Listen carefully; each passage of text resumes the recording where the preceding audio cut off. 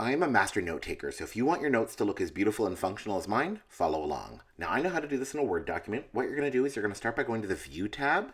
You're going to click the Navigation pane, and I want you to, in the Navigation pane, choose that second option, Document Map. From there, go back home.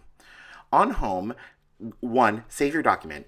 You have one document for one course, and all your notes are going to exist there. So this is for my social welfare class. I've named it as such. Now I want you to look to the top to the headings and choose heading 1. I want you to label these headings according to lecture number, the date, and it might be helpful to actually give it a general topic. So if you have to search for it, it makes your life easy that way. What I want to draw your attention to is that when you wrote that heading, it showed up in your document map. This is going to make things way easier to find and get organized. From here, you write your notes. I highly recommend you bullet points. And after that, you can actually set it up this way. Just copy and paste again, you go lecture or like class number if you want, the date, a general topic, and bullet points. Bullet points, sub-bullets, and away you go. That way, they're just a little bit easier to navigate, play with, move. And again, I'm setting this up.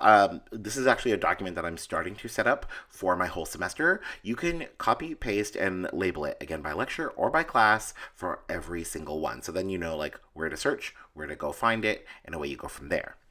Now, to really step up your notes, here's a few different things that I do that you'll see in my notes, and I highly recommend most folks put in theirs.